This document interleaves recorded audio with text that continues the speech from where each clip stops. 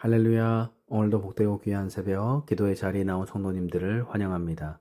2025년 6월 19일 목요일 새벽 기도회를 시작합니다.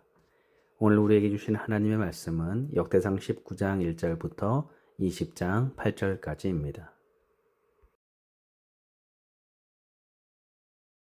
제19장.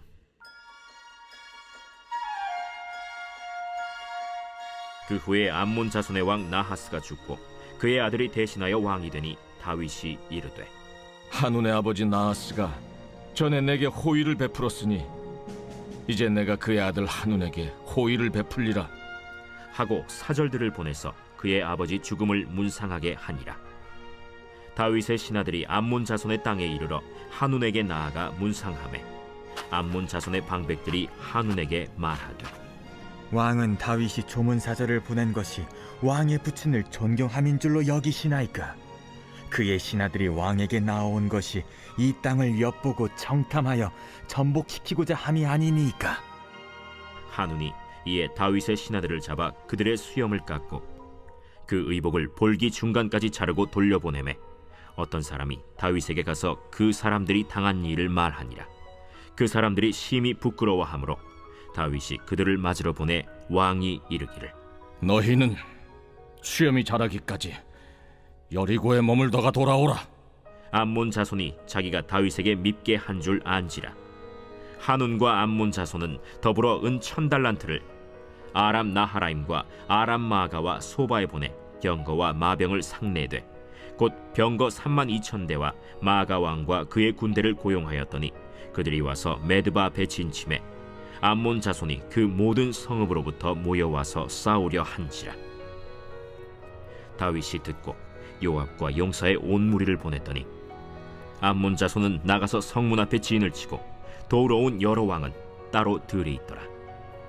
요압이 앞뒤에 진 적진을 보고 이스라엘에서 뽑은 자 중에서 또 뽑아 아람 사람을 대하여 진을 치고 그 남은 무리는 그의 아우 아비새의 수하에 맡겨 암몬 자손을 대하여 진을 치게 하고 이르되, 만일 아람 사람이 나보다 강하면 네가 나를 돕고 만일 암몬 자손이 너보다 강하면 내가 너를 돕리라. 너는 힘을 내라.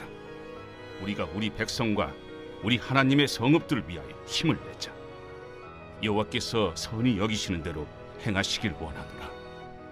요압과 그 추종자가 싸우려고 아람 사람 앞에 나아가니 그들이 그 앞에서 도망하고 암몬 자손은 아람 사람이 도망함을 보고 그들도 요압의 아우 아비새 앞에서 도망하여 성읍으로 들어간지라. 이에 요압이 예루살렘으로 돌아오니라. 아람 사람이 자기가 이스라엘 앞에서 패하였음을 보고 사신을 보내 강 건너편에 있는 아람 사람을 불러내니 하다데셀의 군대 사령관 소박이 그들을 거느린지라. 어떤 사람이 다윗에게 전하매 다윗이 온 이스라엘을 모으고 요단을 건너 아람 사람에게 이르러 그들을 향하여 진을 치니라. 다윗이 아람 사람을 향하여 진을 치매 그들이 다윗과 맞서 싸우더니 아람 사람이 이스라엘 앞에서 도망한지라. 다윗이 아람 병거 7,000대의 군사와 보병 4만 명을 죽이고 또 군대 지휘관 소박을 죽이매 하다데셀의 부하들이 자기가 이스라엘 앞에서 패하였음을 보고 다윗과 더불어 화친하여 섬기고 그 후로는 아람 사람이 암몬 자손 돕기를 원하지 아니하였더라. 제20장.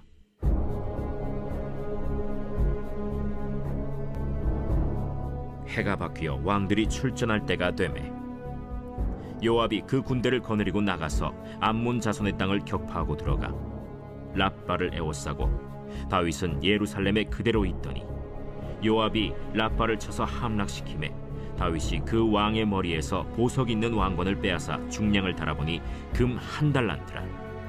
그들의 왕관을 자기 머리에 쓰니라. 다윗이 또 그 성에서 노략한 물건을 무수히 내어오고 그 가운데 백성을 끌어내어 톱과 쇠도끼와 돌서래로 일하게 하니라. 다윗이 암몬 자손의 모든 성읍을 이같이 하고 다윗이 모든 백성과 함께 예루살렘으로 돌아오니라. 이후에 블레셋 사람들과 게셀에서 전쟁할 때에 후사 사람 십부게가 키가 큰 자의 아들 중에 10배를 쳐 죽이매 그들이 항복하였더라. 다시 블레셋 사람들과 전쟁할 때에 야일의 아들 엘하난이 가드 사람 골리앗의 아우 라흐미를 죽였는데 이 사람의 창자로는 배틀채 같았더라. 또 가드에서 전쟁할 때 그곳에 키 큰 자 하나는 손과 발에 가락이 6씩 모두 24이 있는데 그도 키가 큰 자의 소생이라. 그가 이스라엘을 능욕함으로 다윗의 형 시므아의 아들 요나단이 그를 죽이니라. 가드의 키 큰 자의 소생이라도 다윗의 손과 그 신하의 손에 다 죽었더라.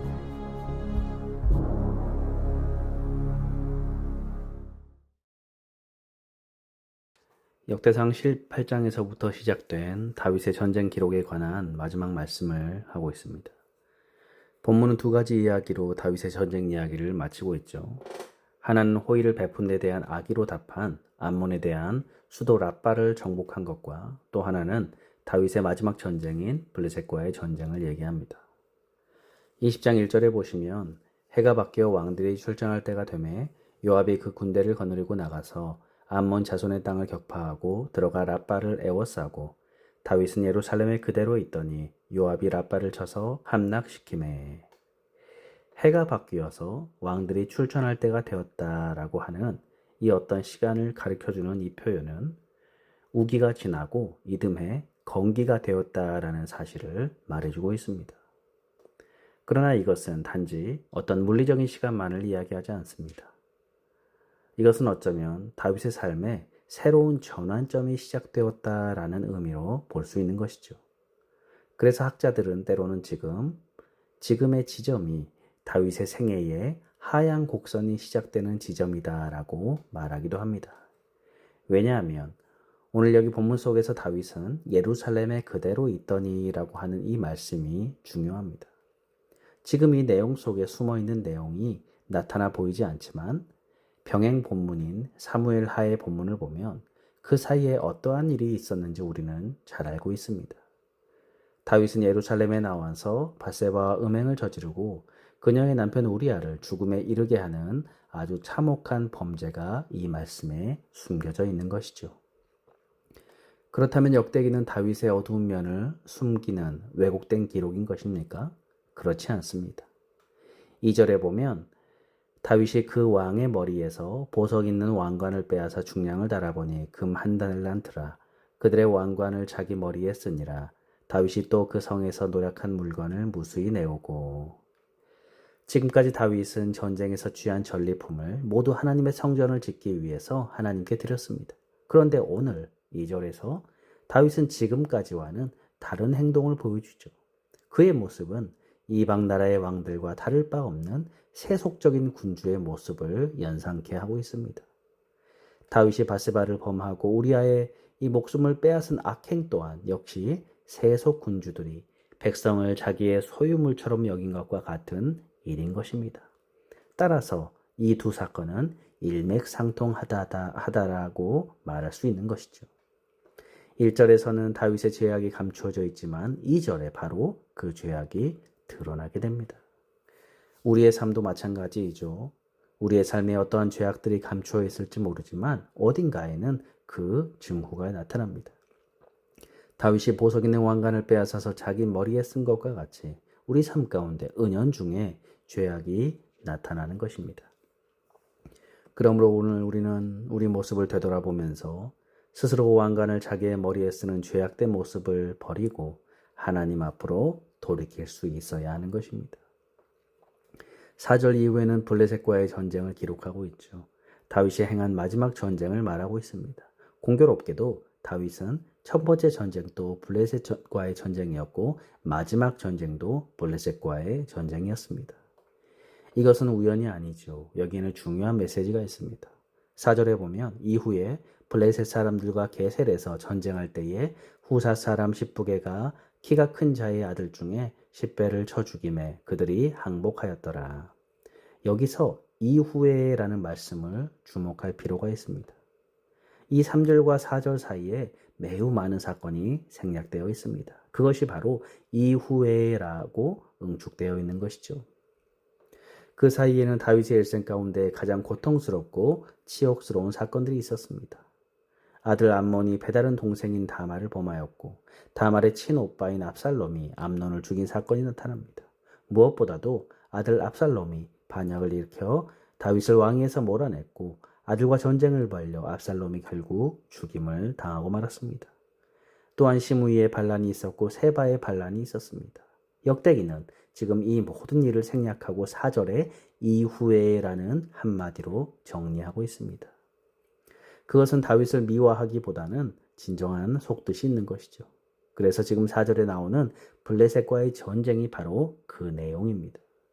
4절에 보면 십부개가 키가 큰 자의 아들 중에 10배를 죽이고 그들의 항복을 받아낸 기록을 남기고 있죠. 왠지 지금 이 십부개와 10배를 처단하는 이 사건은 키가 큰 자의 아들이라는 표현을 통해서 다윗이 골리앗과 상대했던 그 장면을 연상시켜 줍니다. 블레셋에 대한 이러한 특별한 승리는 여기서 그치지 않죠. 5절에서는 엘하난이 골리앗의 아후 라흐미를 죽였다는 사실을 말하고 있습니다. 이것 또한 다윗이 골리앗과 싸운 일을 연상케 하고 있습니다. 6절, 7절도 마찬가지죠. 블레셋의 거인을 죽인 이야기를 하는데 그는 가드 사람입니다. 다윗이 죽인 골리앗 또한 가드 사람입니다. 역시 다윗이 골리앗과의 대결과 그 승리를 연상케 하는 이야기가 나옵니다. 세 번 모두 다 블레셋과의 전투였고 가드와 관련되어 있고 공통점은 다 거인들이었다라는 것입니다. 그리고 골리앗과 무관하지 않았습니다. 왜 이렇게 블레셋의 이야기로 시작하여서 블레셋의 이야기로 끝내고 있습니까? 또 다윗의 많은 부정적인 사건들을 과감하게 생략한 채 이렇게 블레셋으로 시작해서 블레셋으로 마치고 있는 까닭은 다윗이 그의 인생의 마지막 전쟁 이야기를 통해서 처음 골리앗과 싸움에서 승리를 추억하고 회상하도록 하기 위한 것이었습니다. 오늘 우리 또한 마찬가지죠. 우리가 이 땅을 살아가면서 여러 가지 연약함과 실패와 오욕이 있습니다. 하나님의 자녀답게 살지 못한 죄악된 나날들이 있습니다. 그러나 다윗이 그 마지막 승리가 처음 다윗의 위대한 승리와 같았던 것처럼 우리가 처음 예수님 믿어서 하나님 자녀가 되고 의로운 백성이 되었다는 사실은 변함이 없습니다. 앞으로도 영원히 변함이 없는 것입니다. 우리는 하나님의 거룩한 백성이요 왕 같은 제사장이 되었다는 사실은 우리의 어떠한 실수와 연약함에도 영원히 달라지지 않습니다. 그래서 다윗의 마지막 전쟁에서 처음 골리앗을 쓰러뜨릴 때를 연상할 수 있었던 것처럼 우리 또한 첫사랑의 감격, 처음 예수님을 만났던 그 날들을 잊지 말아야 합니다.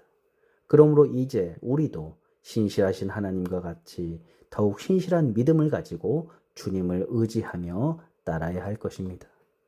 그러므로 성도 여러분, 때때로 우리가 죄악된 길로 행하고 내가 왕관을 쓰고 스스로 인생의 주인이 되어 살고자 하는 어리석음을 깨닫고 그럼에도 불구하고 여전히 우리를 하나님 자녀 삼아주시고 변함없이 사랑해 주시는 하나님의 은혜를 기억하시기를 바랍니다. 바라옵기는 더욱더 신실한 믿음으로 살아가시는 저와 여러분들 되시기를 주님의 이름으로 축원합니다. 기도하겠습니다. 하나님, 이민의 땅을 살아가면서 여러 가지 힘들고 어려운 일들이 참 많습니다. 우리의 연약함과 실패와 좌절들이 있지만 오늘 다윗이 처음 그 위대한 승리가 마지막까지 그 위대한 승리의 모습을 보았던 것처럼 하나님, 우리 또한 예수님과의 첫사랑을 잊어버리지 않게 하시고 온전히 은혜 가운데 거하는 저희들 되도록 인도하여 주옵소서. 감사드리며 예수님의 이름으로 기도드립니다. 아멘. 주기도문으로 예배를 마치겠습니다.